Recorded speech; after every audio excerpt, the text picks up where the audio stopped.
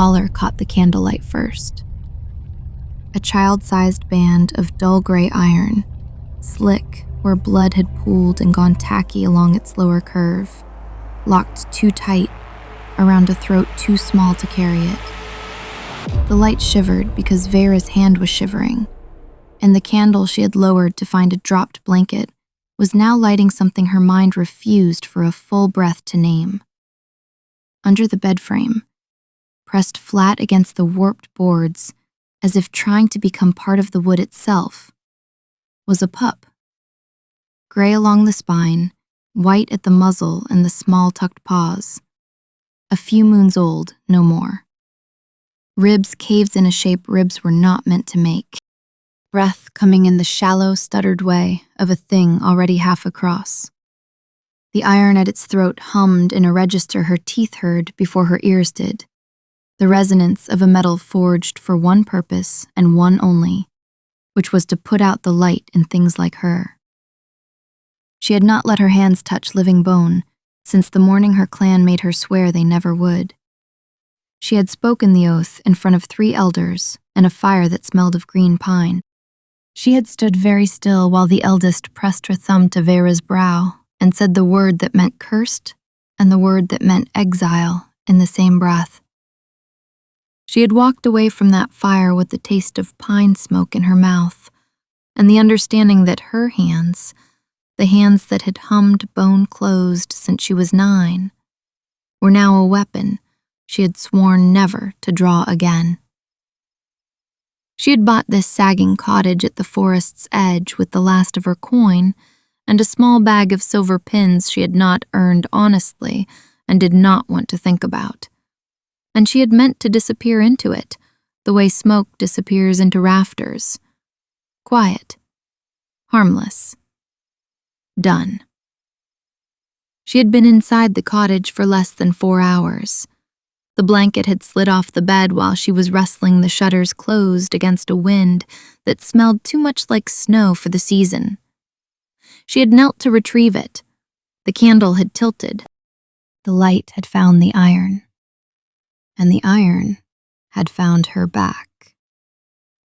The pup's eye opened, just one, yellow, glazed, and aware in a way that wrecked her. It did not whimper. It did not try to move. It simply looked at her, the way a thing looks when it has already decided, this is the face it will die under, and it is choosing not to be afraid of that face. Vera set the candle down on the floorboards very carefully, as if any sudden motion might be the one that finished it. Her own breath had gone strange. Her hands were already moving without her permission, sliding under the bed frame, fingers spreading wide to support the small caved chest, and the moment her palms touched the matted fur, she felt the wrongness of the iron travel up her wrists like cold water poured into a sleeve. The pup did not flinch. It was past flinching. Its ribs gave under her fingertips in places ribs should not give. 3 on the left side, 2 on the right, and along the underside, something deeper, the soft give of a sternum that had taken a boot. She did not let herself think about a boot. She slid her hands out, eased her shoulder under the bed frame, and dragged the pup toward her by handfuls of blankets she pulled along underneath it as a sled. It came easily. It weighed almost nothing.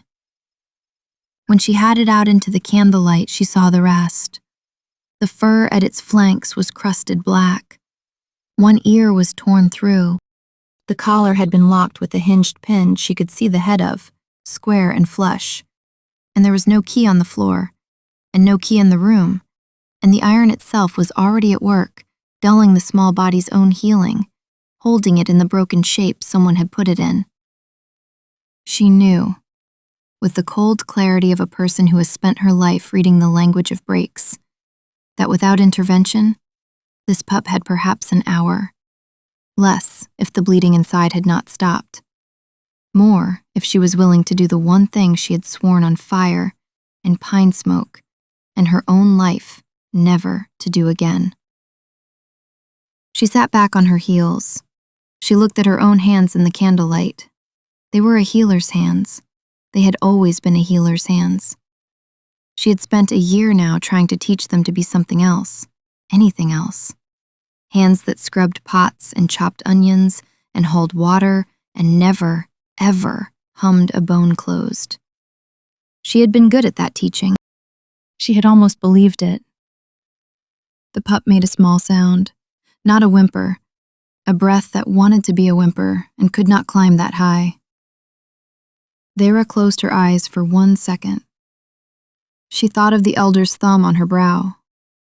She thought of the clanmate whose leg had snapped along her silver seam, 3 strides into a stag chase, of his face when he understood, of the way the herd had thundered over him before anyone could reach him. She thought of the warning, delivered flat and final at the edge of her own village. Never weave again, or be put down like the thing they say you are. She opened her eyes. She placed her hands on the pup's chest, and she began to hum. The sound was not really a sound. It lived in her sternum more than her throat, a low working note that her clan's oldest weavers had called the true tone, the one a bone made when it remembered the shape it had been born in. She had not let herself reach for it in so long that the first attempt scraped, like a wheel turning on a dry axle. The pup's ribs did not respond. She breathed. She tried again. The note steadied. Under her right palm, the smallest of the broken ribs stirred, a flicker of recognition, the way iron filings stir when a lodestone passes near. She let the note widen. She let her hands listen. This was the part the elders had never been able to teach the apprentices who did not have it. The hands had to listen first, then speak. The bone always knew where it wanted to be. The weaver's job was only to ask it the question correctly. She asked. She felt the soundless give low in her wrist when her hands found the exact angle the first break wanted to close at. That small, private clicking into true that had been the most beautiful sensation of her childhood, and had become, somewhere along the way, the thing she was most afraid of in the world. The rib slid home. She moved to the next. The pup's breathing changed. Not deeper, just less stuttered. The shallow rhythm evened out by a fraction, the way a candle steadies when a draft eases. She kept humming. She worked along the left side, 3 ribs, each one finding its seat under her palm, with that small inward giving that meant it had agreed. She moved to the right. 2 more. The sternum was harder. The sternum was where the boot had landed, and the bone there had not just broken, it had splintered. And splinters had to be coaxed, not pushed. She slowed her hum. She let her fingers spread wide, mapping. The pup's one open eye watched her face. She did not look at it. She did not trust herself to look at it. If she looked at it, she would start crying, and crying would shake her hands, and shaking hands would kill it. She worked. Time did the strange thing time did when she was weaving, slowing and folding and becoming a thing made of breath rather than minutes. The splinters drew toward each other, the sternum knit. She felt the silver seams forming as she went, the faint shining lines that would mark every place she had asked a bone to remember itself. The lines that had killed a man in a stag chase and gotten her cast out of the only world she had ever known. She did not let herself think about that either. There was only the pup. There was only the work. She had just begun on the torn underside, the deeper place where something inside had been bleeding into spaces it should not bleed into, when the collar pulsed. It was not a sound. It was a wrongness, a small, cold push against her humming, as if the iron itself had noticed her and disapproved. Her hum stuttered. The seam she had just laid along the lowest rib flickered, dimmed, and she felt with a sick jolt the bone beginning to ease back toward broken. No. She bore down. She brought the note up from her belly, fuller, and she pressed the rib back into trueness with the heel of her hand and the weight of her will together, and it held. But the holding cost her. Sweat broke along her hairline, the candle guttered. She did not have time to wonder why the wind had changed. She was halfway through the second rib's resetting when she heard the horse. It was at the edge of her hearing first, the soft, regular sound of hooves moving through pine needles, not hurrying, not stopping. She told herself it was nothing. The road ran past the cottage. Travelers used it. The hooves came closer. They slowed. They stopped, she thought, at the gate. She heard the small, particular silence of a rider sitting his horse and looking at a house. Her hands did not stop. Her hum did not stop. If she stopped now, she would lose every seam she had laid. The pup would die in the time it took her to stand up and answer a door. Whoever was out there could wait or could go. She bent her head lower over the small gray body and worked. The hooves did not move again. The silence stretched. And then, in the kind of voice that did not need to be raised to carry, a man on the other side of her shut door said evenly, conversationally, almost gently, "The iron is calling. Open the door, healer, before I open it for you." She did not answer. She did not move. Her hum thinned to a thread of breath because she could not spare a single note. The pup's third rib eased into place under her palm. She set her teeth. The voice came again, no closer to anger than before, which was somehow worse than anger would have been. "I know you are weaving. I can hear the resonance from here. I am giving you the courtesy of a door." A pause. "I will not give it twice." She bent lower. She thought, quickly and uselessly, of the back window and the woods beyond, and the fact that she would never reach either with the pup in her arms and could not leave it. She thought of the small kitchen knife on the table behind her, which would do precisely nothing against whatever stood on the other side of that door. She thought, with a flare of something almost like laughter, that she had bought this cottage to disappear in and had managed to be found in less than a single night. The latch lifted. She had not locked it. She had not thought she would need to lock it. The door swung inward on its tired hinges, and a wedge of moonlight came in with the cold and laid itself across the floor and across the candle and across her bent back and her two humming hands. A boot stepped into the wedge, then a second. The boots were dark, well-made, and quiet on the boards, the kind of quiet that came from years of having to be. She did not look up. She did not stop. The voice spoke again, from above her now, no louder than before. "Step back from the animal." She kept humming. The fourth rib clicked home. "Healer." It was not her name. He did not know her name. He was using the word the way an executioner uses a title, courteously and without warmth. "Step back. Now." She lifted her head.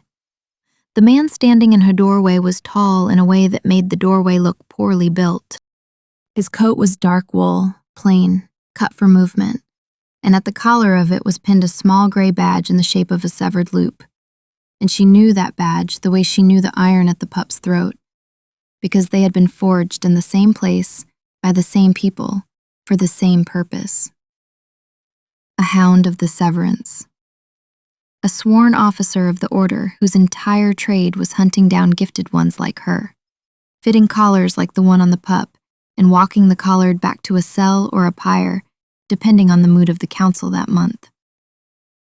His face was harder than she had time to read. Dark hair pulled back, a jaw like a closed door. Eyes she could not name the color of in this light, because they were fixed on the pup at her hands, and they were doing something very strange. They were widening. He had crossed the threshold, expecting a fugitive. He had found the cast-out healer with both hands buried in his quarry, keeping it alive. He took one step closer. His hand moved toward the hilt at his hip and stopped halfway, as if it had received an order it could not obey. She watched the stopping. She filed it away. She said, without lifting her humming hands from the pup, "If you take me now, it dies in the time it takes you to walk me to the gate." Her voice was rough from the effort of the weaving. She did not recognize it. "If that matters to you, stand where you are and let me finish." He did not answer. She did not have time to make him. She bent her head again. She brought the note back up. She worked. She heard him breathing above her, the kind of measured breath a man uses when he is making himself not do a thing. She heard the small leather sound of his hand finally leaving the hilt. She heard him take one more step, and then kneel, slowly, on the boards at her side, the wedge of moonlight breaking across the dark wool of his coat. He did not speak. She did not look at him. She finished the right side. She moved to the underside. The bleeding had slowed under her hands. She could feel it, the small, wet wrongness beneath her palm easing as the bones that had been letting it out closed their gaps. She was halfway through the deeper work when the collar pulsed again, harder this time, as if it had felt her gaining and meant to take the gained back. The seam under her left hand dimmed. The rib loosened. She bit down on a sound that wanted to be a sob and pressed harder, and the note in her chest cracked, and she felt with a sick certainty that she was going to lose it. A hand closed over hers, large, warm, calloused at the knuckles. It pressed down on the back of her hand and threw her hand into the pup, and the weight of it was so exactly right, the angle so exactly the angle the bone wanted, that the seam she had been losing flared bright and held. She froze. She did not turn her head. She did not breathe for one beat, two. The hand did not move. From above her, low and even, the Hound of the Severance said, "Keep going."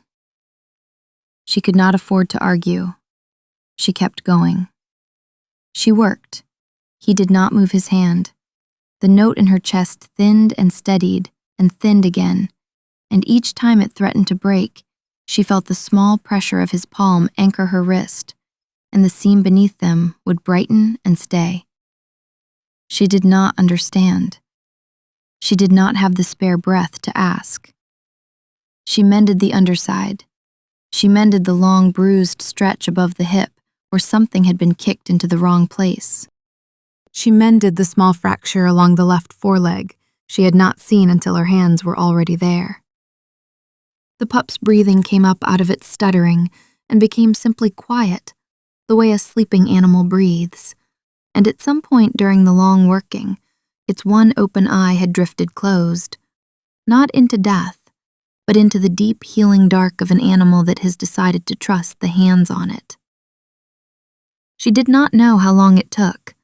The candle was a stump. Her knees were stone. The wedge of moonlight had moved across the floor and was now lying half on her shoulder. She lifted her hands away from the pup at last, and they shook so hard she could not hold them still. The man's hand left hers at the same moment, withdrawing as carefully as it had landed. She sat back on her heels. She stared at her shaking fingers as if they belonged to someone else. The pup breathed. The pup lived. The pup also still wore the iron at its throat, and she could see, even now, the small dimming at the edges of the silver seams, the slow, patient gnawing of the suppression metal at the work she had just done. She knew, without testing it, that by morning every seam would have dulled. By the morning after that, the breaks would have begun to ease back open. The iron would unmake her weaving as fast as she could lay it. She turned her head, finally, to look at the man kneeling beside her. He was looking at the pup. His face had not softened exactly. It had done something stranger. It had become very still, in the way a face becomes still when its owner has just understood that the floor is not where they thought it was. After a long moment, he said, without looking at her, "Whose get is this?" It was not a question for her. She answered anyway. "I don't know. It was under my bed when I came in. The door was bolted from the inside. I have no idea how it got there." His jaw worked. He reached out one hand, slowly, and laid 2 fingers against the iron at the pup's throat.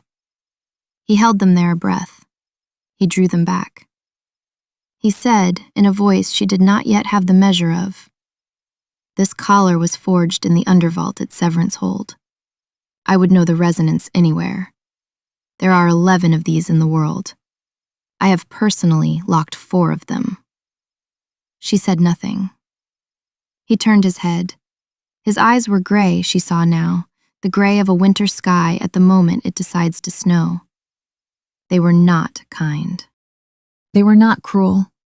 They were simply looking at her with the full weight of a man who had walked through her door to do one job and was now sitting on her floor doing the opposite of it. "I am Dravamir Kale, Hound of the Severance, 3rd of the Inner Ring." He paused. "I tracked the resonance of that collar from the eastern ridge. I expected to find a runaway weaver with a captive pup. I find a weaver, yes, and a pup, and an arrangement I do not understand." She wet her lips. "Vera Selene, splint weaver, cast out, oathed not to do what I just did." His mouth did something that was not a smile. I noticed. Silence. The pup breathed. Outside, the wind in the pines did its endless sound. She said, because she could not stop herself, "Why didn't you stop me?" He looked down at his own hand, the one that had held hers. He looked at the pup. He looked at the iron. "Because I know what is under that collar." She waited. He did not elaborate. He stood in one long economical motion and walked to her door and pushed it closed and slid the small inner bolt she had not bothered with. The sound of the bolt going home was very loud in the small room. He came back. He knelt again.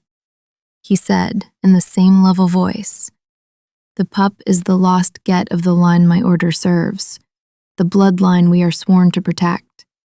Someone within the order put that iron on him and left him here to die under a strange roof, so the failure could not be traced." His jaw closed and opened. "I cannot collar you.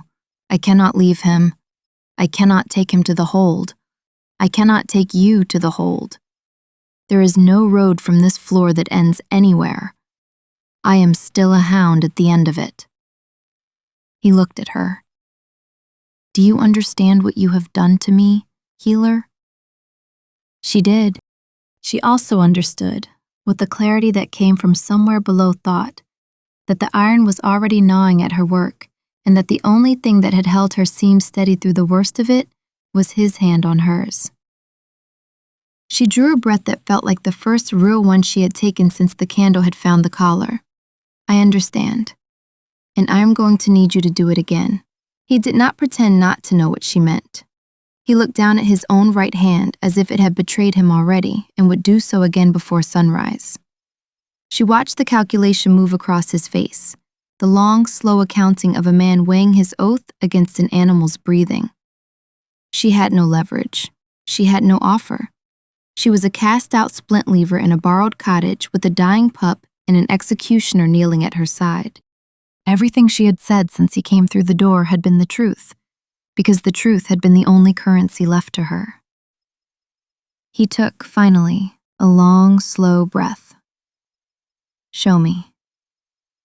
She slid her hands back to the pup. She set her palms over the lowest rib where the seam was already dimmest. She brought the hum up. It came easier this time, perhaps because the pup's body knew her now. Perhaps because she had stopped pretending she was not going to do this. The seam under her hand brightened a fraction and immediately began to dull again. the iron at the pup's throat pulsing its slow, cold disapproval. She said through her teeth, "Now." His hand closed over hers. Heavy, warm, exact. The seam flared. It held. They worked in that braided way for what felt like another hour, and might have been less. The pup's body answered her better with his hand on hers than it had with hers alone. She did not understand it. He clearly did not either. At one point, she felt him flinch, a small involuntary tightening of his fingers over hers, and when she risked a glance at his face, she saw a faint sheen of sweat at his temple that had not been there before.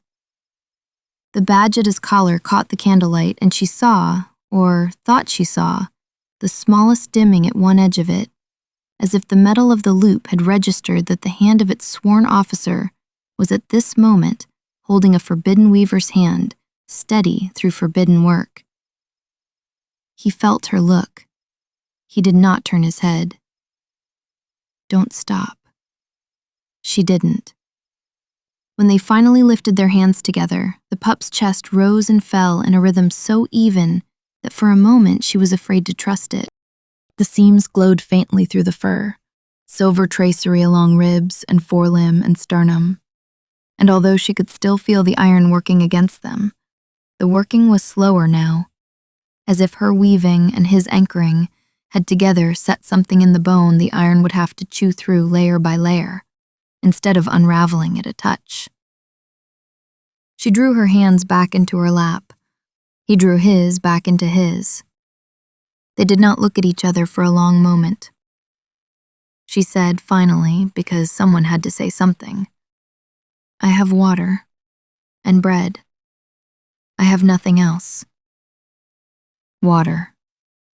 She rose. Her legs did not entirely belong to her. She fetched the jug and a cup from the small table and brought them back, and she poured for him first, because some habit of her mother's would not let her do otherwise, and then for herself. He drank slowly. She watched the line of his throat move and looked away. "Why is it working better with your hands on mine?" He set the cup down on the boards. "I have a guess. I do not like it." She waited. "The hounds are made. We are not born to it. The order takes children with a certain resonance and trains them and binds them. Part of the binding is a counterweight against the gifts we are sent to suppress. We are, in a manner of speaking, the inverse note of weavers like you." He looked at his own hand. It seems the inverse can also be made to brace, if the hand wielding it has stopped wanting to suppress. She thought about that. She thought about the dimming at the edge of his badge. "How much does it cost you?" He did not answer at once. "I do not yet know. The order will know by morning that I am no longer broadcasting whatever signal a hound broadcasts. They will send someone after the signal that has gone quiet." He paused. "Likely 2 someones. Likely before noon." She absorbed that. "And the pup needs the weaving held until the iron is off, and the iron is locked. And you said yourself there is no key in this room." He nodded once. "There is a key, in the undervault. I cannot reach it by morning. I cannot reach it by noon. I might reach it by nightfall tomorrow if I left now and rode through whoever they send." His mouth did the not a smile thing again. "I am not leaving." Silence. The candle stump guttered. She lit a fresh one from its dying flame and set it in the holder, and the new light steadied. "Why aren't you leaving?" He looked at her then, fully. The gray of his eyes had no winter sky distance left in it. It had become close weather, the kind that decides things. "Because when I put my hand over yours, I felt what the iron is doing to him. I have spent 11 years putting collars on people I was told were broken. I have not, until tonight, had to feel one from the inside of the wearer. He looked down at the pup. I will not be the man who walks out of this room. She did not trust herself to speak. She nodded. He nodded back. It was not a vow. It was something quieter than a vow. The small agreement two strangers make when they have just decided to be on the same side of a closing door. They settled in for the long work of holding a pup alive across a night. He took the boots off, set them by the door, and she watched him do it with the strange detachment of a woman, noticing that an enforcer of the system that had broken her was, at this moment, making himself a guest in her house. He moved through the cottage with a competence that did not ask permission, locating the kindling, building up her tired little fire, finding a folded blanket she had not yet put away, and laying it on the boards beside the pup so the small body could be lifted off the cold floor without jolting the seams. She let him. She did not have the strength to do those things herself. Between them, they shifted the pup onto the blanket, and she settled cross-legged beside it with her hands on its chest, and he settled at her side, with his hand resting lightly, not yet pressing, on the back of her wrist. They did not speak for a long while. The fire popped. The wind moved against the shutters and gave up. He said, at last, "Tell me what they did to you." An exile speech, a thumb on the brow, a warning, the standard form. I have delivered that speech. She did not flinch. She had assumed. Then you know it. Tell me anyway. So she told him. She told him about the morning at the fire, about the pine smoke, about the elders who had taught her the true tone when she was 9, and had held her shoulders the day she set her first compound break, and wept into the patient's blanket from the relief of having done it correctly. She told him about the clanmate, Jor, who had been kind to her, who had asked her once if she would walk out with him in the spring, who had taken a bad fall from a tree and let her weave his thigh closed, and had then, 3 years later, broken along that same silver seam in the middle of a stag chase, and been trampled before anyone could pull him clear. She told him about the council meeting after, about the elder she had thought loved her like a daughter, who had been the first to speak the word cursed, about the oath at the fire, about the warning, about the cottage. She told him, in fewer words than the telling deserved, about the long, quiet year she had spent learning to hate her own hands. He listened without moving. When she was done, he was quiet for a count of breaths. Did anyone test the other seams? She turned her head. What? The other weaves you had done, the other clanmates with your silver in their bones. Did anyone test them after Jor, to see if they were failing along the seam too, or only his? She had not been asked that question before. She had not asked it of herself. She had been too busy being cast out. No, they didn't. They called the craft cursed, and they cast me out, and they moved on. He nodded once. He did not say what she could feel him not saying. I have set bones in my time, badly. We are taught it at the hold. Field repair, nothing like yours, but enough to know that a break does not snap along an old seam without help.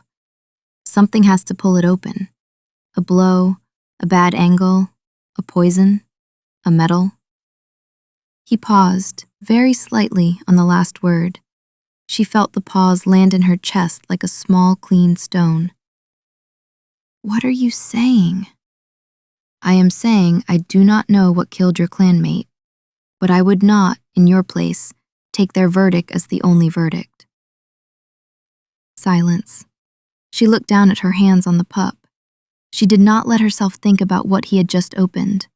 There was no time for that opening tonight. She set it aside, the way she set a tool aside on a workbench, knowing she would come back to it.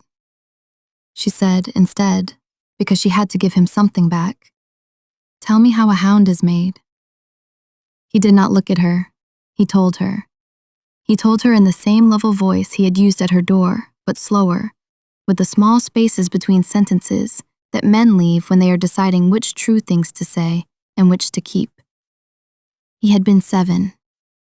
The order took him from a boarder holding after his mother died, and his father could not feed him. The binding had been done in 3 stages over 5 years, each stage a deeper layering of the counterweight she had felt in his hand. The counterweight was not, he said, a hatred of weavers. It had been described to him as a duty, and he had carried it as a duty.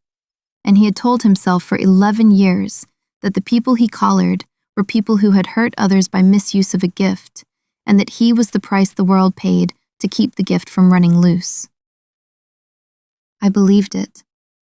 I believed it the way a man believes a thing when believing it is the only way to keep walking. I am not going to stand here and tell you I always doubted. I did not always doubt. He looked at the pup. I am only telling you that tonight I cannot keep believing it, because the iron in front of me was forged for a child of the bloodline I am sworn to protect, and someone inside my own order put it on him. She watched the firelight on the side of his face. Who would do that? I have a guess. He did not give it to her yet. She did not push. The pup stirred under her hands, and they both went very still until the small body settled again.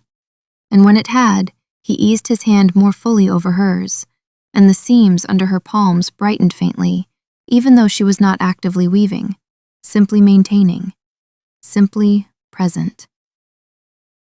They sat like that for a long time. The fire burned down and burned back up when he fed it. The candle was replaced twice. Somewhere outside, far off, an owl called and a fox answered, and the night did its slow rotation toward morning. She did not sleep. He did not sleep. At one point, her shoulder, of its own accord, leaned a fraction toward his, and she did not correct it, and he did not move away. The pup breathed. The seams held. The iron gnawed and was held off. Somewhere across the forest, she knew, men were beginning to notice that one of their signals had gone quiet. She did not say so. He already knew. The first attack came an hour before dawn, and it did not come from the men he was expecting. She had been refreshing the deepest seam, the one along the sternum, where the splinters wanted most to drift, when the pup's eye snapped open and fixed on the door. Not the front door, the smaller side door, the one that opened off the kitchen into the herb patch she had not yet planted. A heartbeat later, she heard it too. A scrape. Soft. Iron on wood. Dravomir was on his feet before she had finished the thought. He moved with no wasted motion, his boots still off, soundless across her floor, and he was at the side door with one hand on the frame and one at his hip when the door eased inward an inch on a knife sliding the latch. He let it ease. He let the figure on the other side commit. He moved when the figure's wrist crossed the threshold, and the wrist was caught and turned, and the figure was through the door and on the floor before Vera's hum had quite stopped. She had not stopped, in fact. She could not.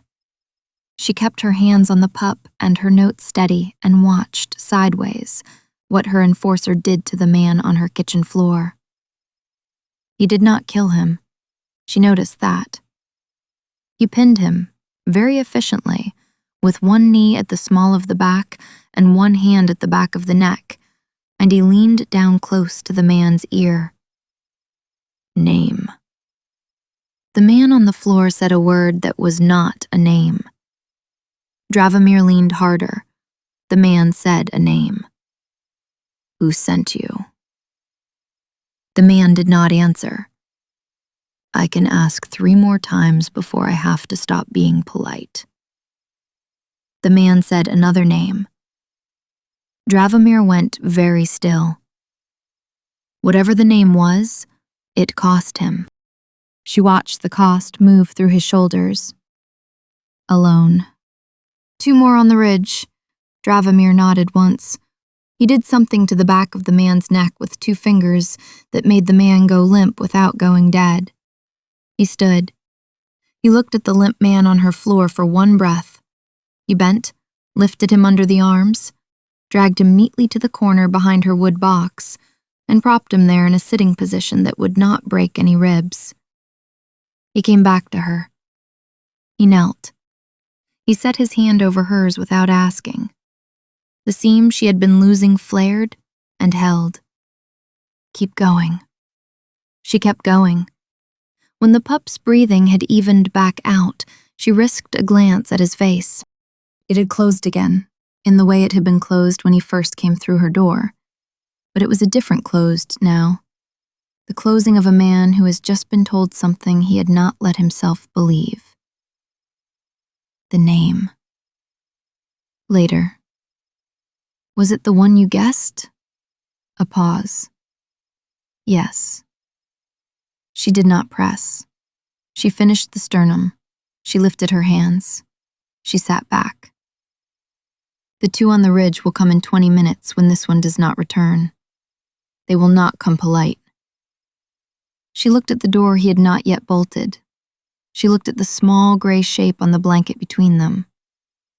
Can we move him? Not yet. Another hour at least, or the seams will go. Then they come here. Yes. She drew a breath. She let it out. She got up, joints protesting, and walked to the small chest under the window where she had unpacked what little she had brought with her. She took out a roll of clean cloth and the small kitchen knife, and a wedge of hard cheese and 3 apples, and she brought them back to the hearth and set them on the boards beside him. Eat. You will be no good to anyone hungry. He looked at the food. He looked at her. He did not smile. Something in his eyes did, briefly, in a way that almost embarrassed her. He took an apple. He ate it methodically, core and all. He took a piece of cheese. He ate that. He drank from her cup. She watched the small economy of him and thought, absurdly, that she had never in her life fed a man in her own house, and that her first time doing it was the dawn she fed a hound of the Severance bread and cheese after he had pinned an assassin to her floor. He set the cup down. Vera. It was the first time he had used her name. The sound of it in his level voice did something to the inside of her chest that she did not have time to examine. When they come in, you do not stop weaving. You do not look up. You do not, under any circumstances, let go of the pup. Do you understand? Yes. I will keep them off you. If I cannot, you run with him. The back door past the herb patch, downhill into the pines. Follow the stream south until you reach the old charcoal road. There is a woman at the second cottage who owes me a debt she does not know I am about to call in. Tell her my name and she will hide you both until I find you. If you cannot. I will. She did not argue. She set her hands back on the pup. She brought the hum up again. He went and stood at the door, his back to her, his hand near but not on the hilt, and he waited. The wait was short. The 2 men who came through her door did not bother with stealth. They came in fast and together, with the easy confidence of men who had not yet understood what they were walking into. The first one saw Dravamir, and his face did a small, startled thing, and he opened his mouth, perhaps to use a rank, perhaps to use a name, and Dravamir did not let him finish either. There was a brief, quiet, very efficient violence by her hearth. Vera did not look up. She kept her hands on the pup. She kept her hum steady. She felt the small sounds of the fight in her teeth and in the boards under her knees, and she did not stop. When the room went quiet again, she heard Dravamir breathing harder than he had been, and she heard him drag, twice, the soft, heavy sound of bodies being moved to the corner with the first man. She heard him kneel beside her. She felt his hand close over hers. The seam she had been losing during the worst of it brightened. He said, against her temple, low, "Good. You did not stop." She did not stop now, either. She finished the rib. She lifted her hands. She turned her head. There was blood at his collar. Not his. She thought, perhaps not his. "Are you—" "No." "The badge." He looked down. The gray loop at his collar had dulled by half. It looked, in the firelight, like a piece of old slate, no longer a thing that hummed. He looked at it for a long second. That will be noted. He did not seem unhappy about it. How long until they send more? They will not send more for some hours. The 3 they sent were the only ones close enough to answer the silence quickly. The next ring is a day's ride. He looked at the pup. Long enough. Long enough for what? For me to take the collar off. She had not, in all the long hours, let herself ask about the collar. She had assumed the only way it came off was at the hold, with the key she could not reach. He had said as much himself. Now he was kneeling beside the hearth, with the dull gray loop at his throat that had once been a hound's badge, and he was looking at the iron at the pup's neck, with the expression of a man working out how to do a thing he had been told all his life could not be done. The pin is keyed to a resonance, not a shape. There is no physical key. There is a tone. Then sing it. He almost smiled. I do not have it. Only the master smith and the inner 3 of the order have it. You said you were 3rd of the inner ring. He looked at her. She watched him remember. He had said that, hours ago, at her door, when he had introduced himself the way an executioner introduces himself. He had said it as a credential. He had not, until this moment, registered what he had said. He closed his eyes. He opened them. I have the tone. Then, if I use it, every hound in the eastern range will hear it, not the resonance of one signal going quiet, the tone itself. They will know exactly what was done and where. They will come in numbers I cannot fight off, and they will come within hours. And if you don't? He looked at the pup. The pup's breathing was even. The seams glowed faintly. The iron pulsed at its slow, patient gnawing. If I don't, your weaving keeps unraveling, and even with my hand on yours, sometime in the next day you will be too tired to hold it, and the pup will die under your hands while we are still trying. Then sing. If I sing, we run, immediately, together, the 3 of us. We do not stop until we are past the old charcoal road and into the deep wood, and far enough that the tone has nothing to echo off. Do you understand what I am asking? She did. She understood that he was asking her to leave the cottage she had bought to disappear in on the first morning she had owned it, with a man whose order would by nightfall be hunting them both, carrying a pup whose existence proved that someone inside that order was a traitor to the very bloodline it served. She understood that she was being asked to be a fugitive in earnest, not a quiet exile any longer. She understood that she had stopped somewhere in the night being a woman who would have said no to that. Sing. He drew a long breath. He set his hand lightly on the iron at the pup's throat. He sang. The note was not what she expected. It was not high, it was not low. It was a sound she could not have produced if she had practiced for a year. A tone that lived sideways to all the notes she knew. The kind of sound that made the small bones inside her ear feel briefly polite. The iron answered. The pin and its hinge clicked sharply, a small, precise sound. The collar fell open. He lifted it away. It was heavier in his hand than it had any right to be. He set it down on the boards very carefully, away from the pup. The moment the iron left the small gray throat, every seam Vera had laid in the past long night flared once, brightly, like lamps trimmed at the same moment, and then steadied to a soft, constant silver under the fur.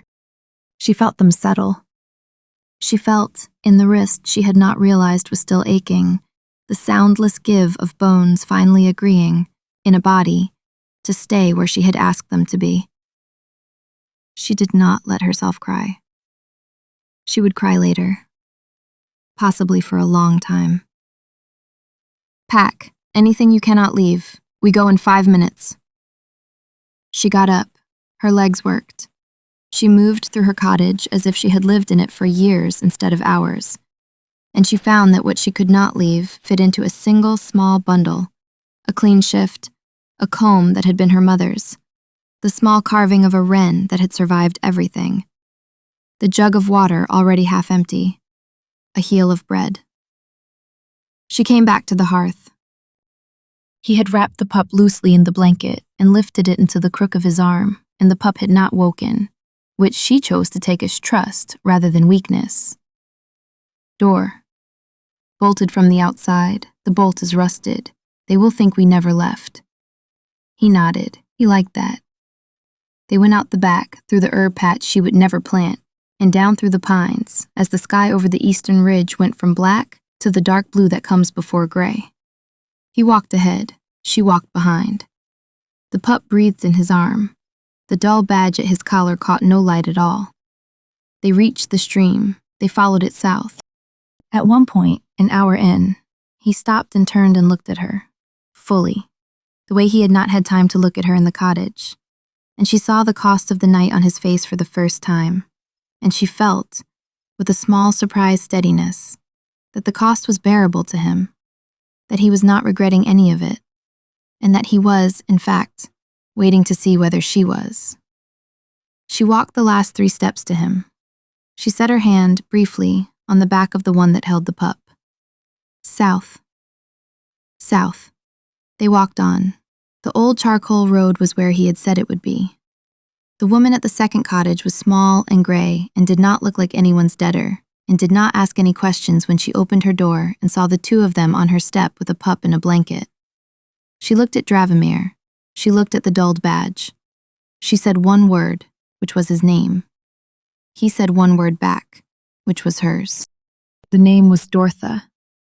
She moved aside and let them in.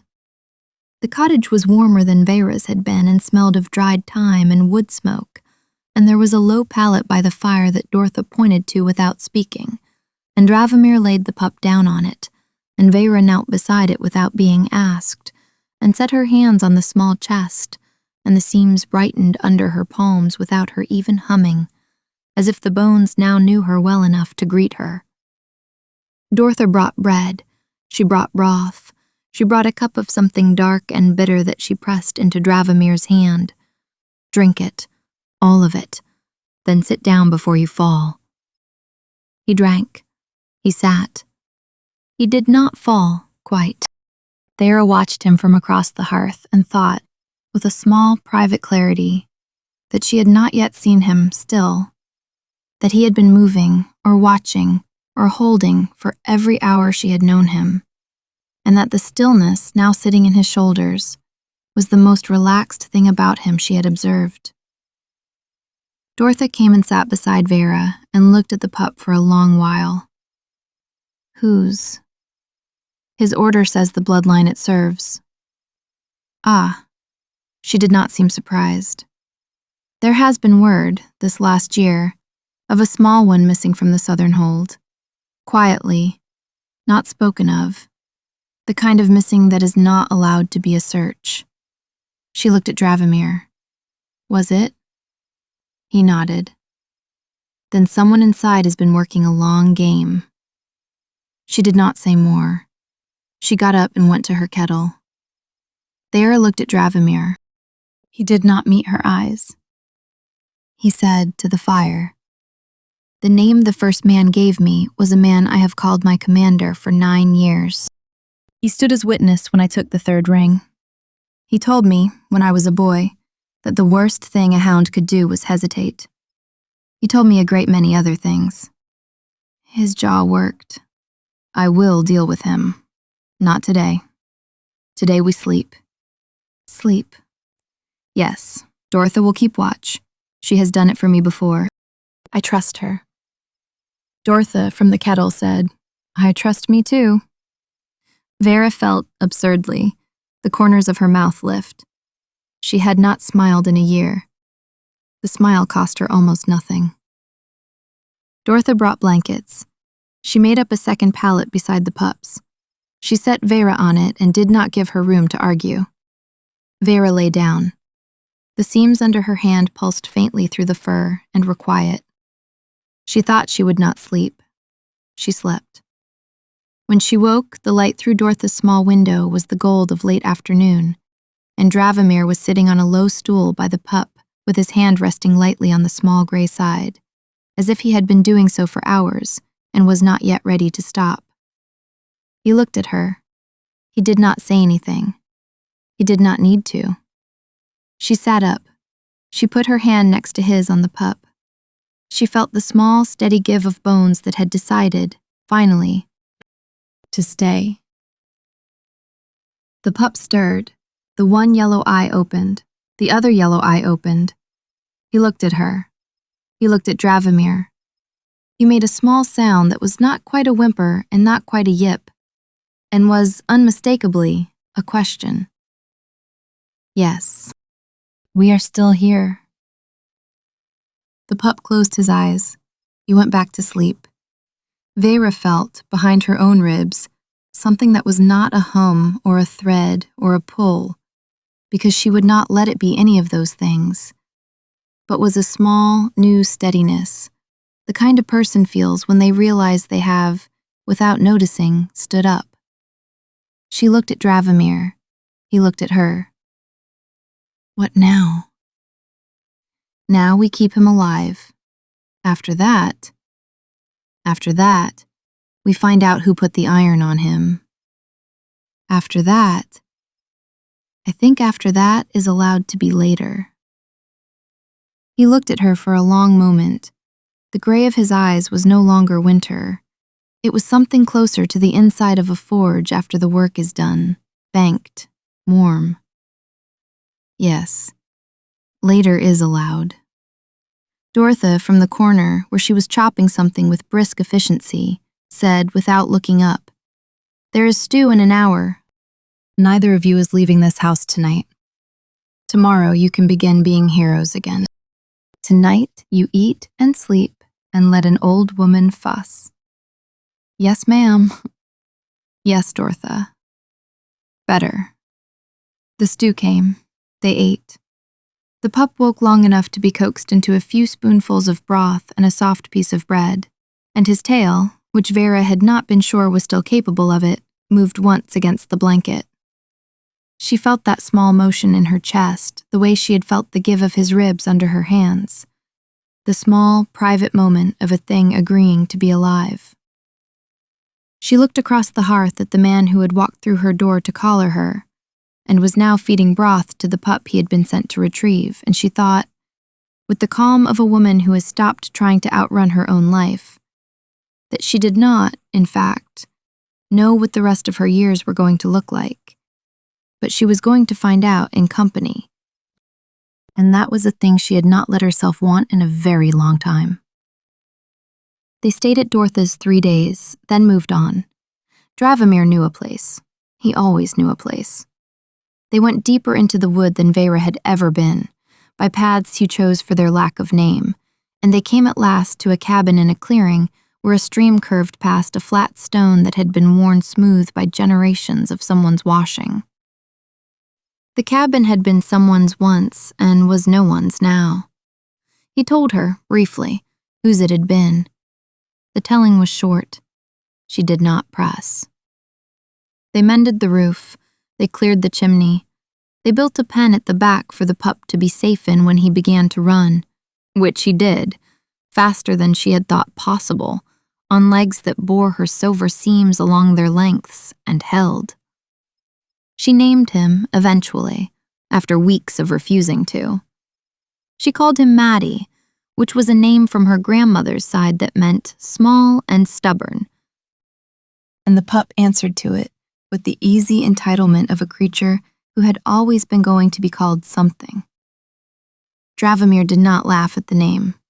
He did say, once, that it suited. They lived. The word felt strange in her mouth the first time she let herself think it, and then less strange, and then ordinary. The order did come looking, twice in the first year. Both times Dravomir handled it in ways he did not fully describe to her, and that she did not, in the end, need to know the full shape of. The dulled badge that had been at his collar he had buried, in a small, clean ceremony of one, under a flat stone by the stream the second week. He did not replace it. He wore, instead, a plain wool collar with no pin in it at all, and he carried himself as a man who had decided finally what he was no longer. He helped her with the weaving. He always did.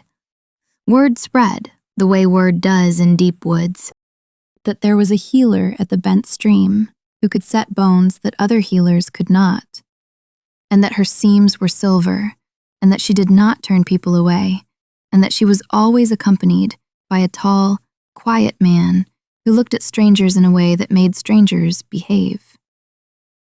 People came, few at first, then more. She wove, he braced.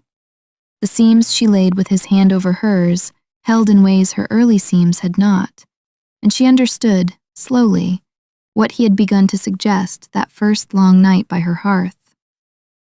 Her gift had not been cursed. It had been incomplete, perhaps, in the way that any gift is incomplete when its bearer has only ever been allowed to use it alone.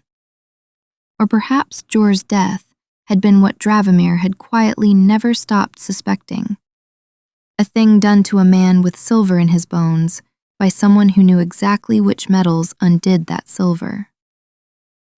She did not, in the end, find out for certain.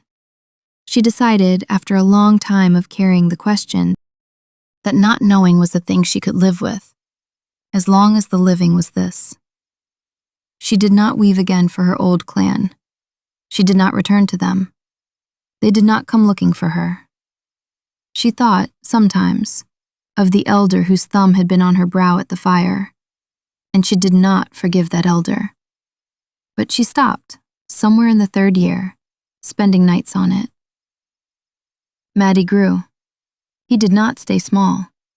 He stretched out long and gray and white along his spine and chest, with the faint silver lines of her weaving visible in certain lights through the heavier coat he grew into. And he was as devoted to Dravomir as a creature can be to a man, and as devoted to her as a creature can be to a woman who has touched the inside of his bones. He slept across the doorway most nights. He hunted his own meals. He brought her, with appalling regularity, small dead things he was very proud of, which she received with the seriousness they deserved, and then quietly disposed of when his back was turned. Dravomir found this funnier than he was willing to admit. The first time she caught him smiling at it, she made him admit it anyway, and he did, and the admission cost him nothing, and she filed away the sound of his small laugh, the way she had once filed away the stopping of his hand at his hilt in her doorway. They did not speak vows. They did not need to. He moved his small bundle of belongings from one side of the cabin to the other in the second spring, and she made room on the shelf above the hearth for the carved wren that had been her mother's, and for the small, dulled badge he had dug up after a year, and decided he could, in fact, keep, as a reminder of what he had been before he had been her bracing hand. The badge sat next to the wren. The wren did not seem to mind. Years passed. She did not count them. She knew, by the way Maddie's coat went grayer, and by the way her own hands learned new aches, that she was no longer the woman who had bought a sagging cottage to disappear in. She was a woman who lived with a wolf at her door, and a man at her hearth, and a long, quiet country at her gate. And she wove bones, and she ate her own bread, and she slept through the nights. One late autumn evening, she was sitting on the flat stone by the stream, her hands in cold water because she had been splitting kindling, and the cold felt good against her knuckles, and she heard the small familiar sound of Dravamir crossing the clearing behind her. He sat down beside her on the stone. He did not say anything for a while. Maddie came down to the water and put his nose in it and shook his head violently at the cold and trotted back up the bank looking offended. She laughed. You laugh more now. There is more to laugh at. You laugh at me. Mostly. Yes. He took her hand out of the water. He held it between his two warm ones for a while, the calloused knuckles she had felt against the back of her wrist on the first night of the rest of her life. He did not weave with her this evening because there was nothing to weave. He simply held her hand and warmed it. She did not pull away. She had stopped pulling away a long time ago. The light moved across the stream. The wood on the far bank went gold, and then darker gold, and then the kind of brown that means evening is about to be night. Somewhere up at the cabin, Maddie sneezed, the loud, surprised sneeze of a wolf who has put his face somewhere a wolf's face does not belong, and she smiled, because she had been smiling at that sneeze for years. There were a few moments in that long first night that stayed with me. The candle finding the collar, the hand closing over hers at the precise instant the seam wanted to fail, the singing of the iron open in a kitchen at the edge of nowhere. I would like to know which one stayed with you. See you in the next story.